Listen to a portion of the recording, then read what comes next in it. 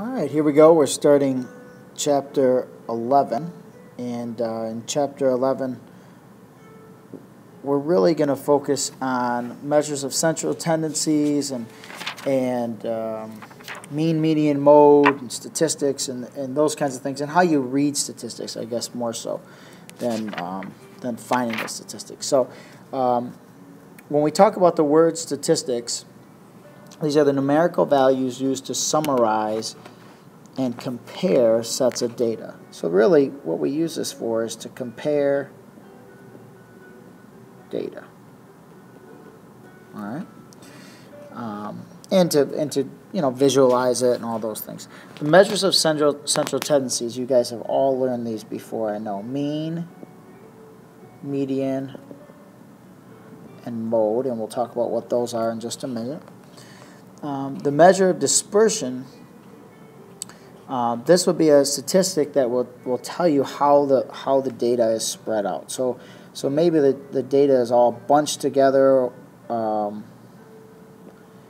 maybe it's spread out a little bit more evenly throughout. And we'll talk about that in a moment. And a standard deviation. A standard deviation is quite an in-depth topic, and that would be the hardest thing we talk about. But essentially, if all your data was like this, and your X bar, your mean number, was right in the middle, if you were one standard deviation away, that would be a fair chunk of your data would be right there within one standard deviation. And an outlier is kind of like a freak. Okay, things that don't happen very often. And if you really like to read, there's a great book called Outliers out there. It's all about freaks, people who just do things on the next level that are amazing. So you should really take a look at that. All right, these measures, I know you've seen these before, but I'm just going to remind you. The mean is kind of like what we think of as average. So if I said the average score on the last test was a 75, you'd say, oh, you added up all the scores and you divided by how many people there were. So you took the sum of the numbers and divided by how many there were. Divided by n. The mean is noted by x bar, which is read x bar for the data set, x1, x2, all the way to xn. This means that if I take each of those data points and I just add them up, x1 plus x2 plus x3 plus ... xn, and divide them by however many I have, n, you would find your x bar. Your median is the middle number. Okay, that's what I think of as like the median in the road is right there in the middle. All right, if there's two middle numbers, like let's say you had numbers like 2, 3, 5, 7, 9, and 11, and you said, oh, middle number, 9 and 11 are away, 3 and 9 are away, oh, I have these two. You would add those up, 5 plus 7, and divide by 2.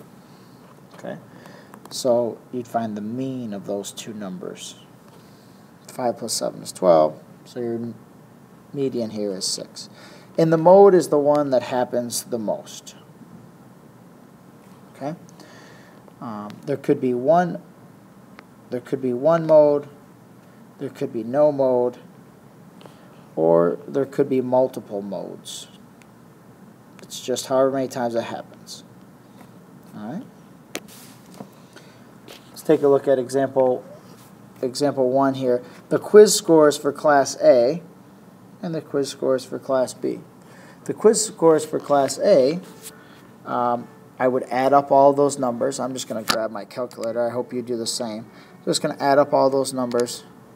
15 plus 15, no, sorry, 15 plus 17, plus 17, plus 17, I think we found the mode, plus 18, plus 19, plus 21, I hope this is not out of 100, plus 22, plus 25, and I got 171, and I divided by how many numbers there are, which is 9. So 171 divided by 9, I got a mean of 19. What number was in the middle? Well, if I figured out middle, I would do cross out the 15, cross out the 25. Cross out one of the 17s and a 22. Another 17 and a 21. Another 17 and a 19. Looks like my middle number was 18. And which one happened the most? 17. Okay, mean, median, and mode. Hopefully you guys can do that.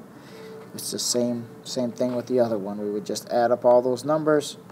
The median would be the middle number, or if I crossed all those out, it looks like I'm going to have a 22 in the middle. The one that happened the most there looks like a 22. And the average score, if I added all those up, 16 plus 18 plus 19 plus 21 plus 22 plus 22 plus 22 plus 24 plus 25, and divide that by 9, I got a 21. Well, it looks like Class B did a lot better on every statistic than Class A. Okay, sigma, or standard deviation. This will be important in Chapter 11. For the rest of the chapter, you need to know sigma. Now, you do not need to know how to find sigma this way. There is a way to do it on your calculator, and we can talk about that in class tomorrow. But for the sake of today's lesson, we're going to do it by hand, or at least what we do right now. So what you do, if you're given some data, you find the mean, and remember what the mean is, x bar. Okay, and to find the standard deviation, what we're going to do is we're going to take every single point, x1 minus x bar, and we're going to square it, and then we're going to add it to x2 minus x bar, square it, all the way. You're going to keep doing that with all the numbers, all the way to the last number, which is x sub n minus x bar, square it. Now, when you put all that together, divide by n, and then you square root the whole thing, that's going to give you a standard deviation. Again, you can do that on your calculator. If you go to stat and you put the numbers in your list, then when you go back to stat, you can calculate a standard deviation, and it will do it. It will do it for you. So it's just called one variable statistics. So we'll talk about how to do that. You might be able to figure out how to do that without me, but we'll talk about that tomorrow in class. Somebody will bring that up. All right, so if given the find the range and standard deviation for the quiz scores in each of the data sets, well, the first thing we have to do is find the range. When they ask us what range is, it's the biggest number minus the smallest number. So the highest kid scored a 25, and the lowest kid scored a 15. So the range was 10. It went from, the range of 10. From 15 to 25 is 10. And then when I figured out my standard deviation, my mean, remember my x bar equaled 19 on that first one. So I go through every single data point, and I would do 15 minus 19, which is 4, and then I'd square it, and I'd get 16. And as I work through that whole thing, I'd find 2.9 is my standard deviation. So I don't think you guys need to be bored with watching me do it, but certainly I would take a moment and do it. 17 minus 19. Now remember, when I get a negative 2, but I square it, I get a positive 4. Plus 17 minus 19 plus 17 minus 19 plus, and so on and so forth till you get through all the numbers. 18 minus 19 is negative 1, squared is just 1. So far I have 16 plus 4 plus 4 plus 4 plus 1 plus 19 minus 19 is 0, so plus 0. 21 minus 19 is 2. 2 squared is another 4. 22 minus 19 is 3. Squared is 9. And my last one, 25 minus 19 is 6. Squared is 36. So now if I took all of this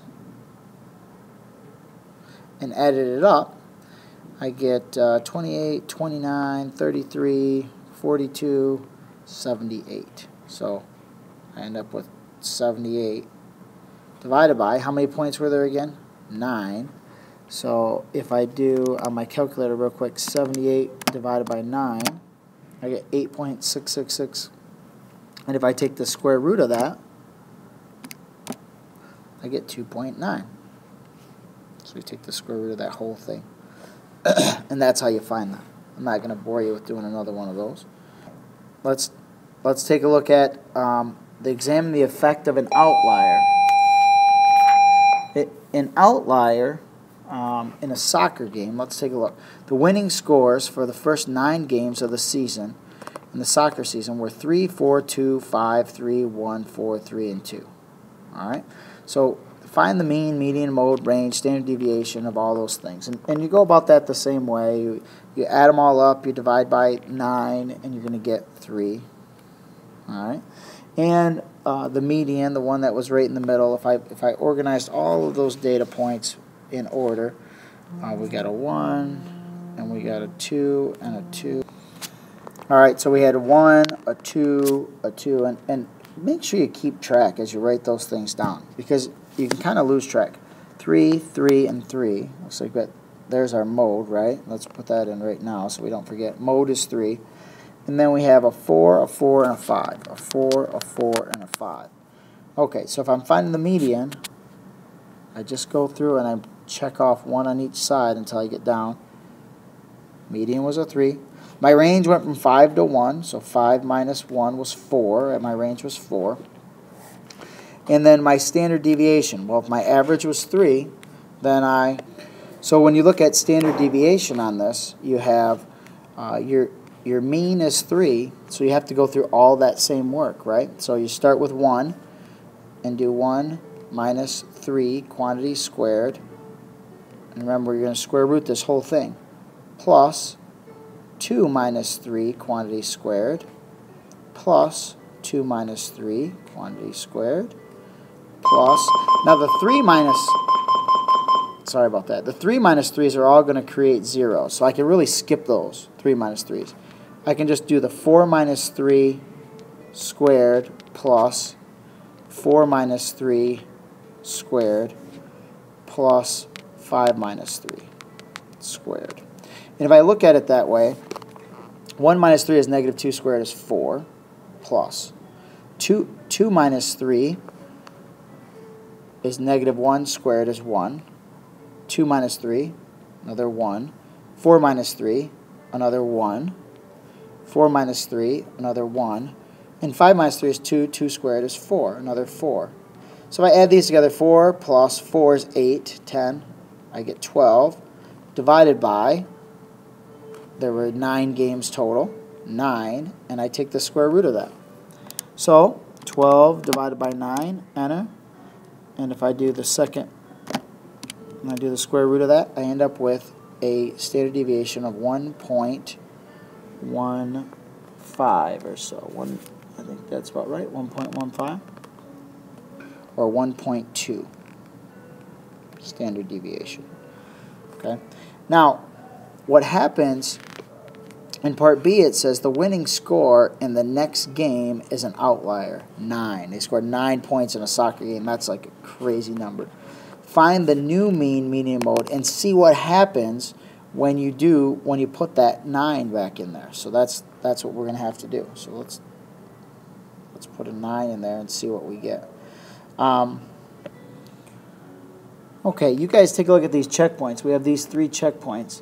Hopefully, for your X bar on this first one, you get 64. For your median, you get 64. And for your mode, you get 64. Okay? Try to thin out my pen a little bit. On the second one there, hopefully you got a range. I want to ask you to find the range and standard deviation of that data set. You got a range of 9, the biggest number minus the smallest number. So you got a 9 there. I think it was 69 minus 60. And then the standard deviation you should have got was 2.45. The next car that drives had a recorded speed of 36. Boy, that's an outlier, right? That's an old lady driving her car really, really slow. So what did that do? Well, that made my X bar go down to 61.45. Dropped it. My median was still 64. My mode was still 64. My range then became huge, 33 my range became, and my standard deviation became 8.38. That really changed. But notice one thing. The standard D changed to 8.38. It didn't go down, it got bigger. Remember what standard deviation does. It spread, the data spread is what it's talking about. How much is your data spread? All right, that's 11.1. Thank you very much.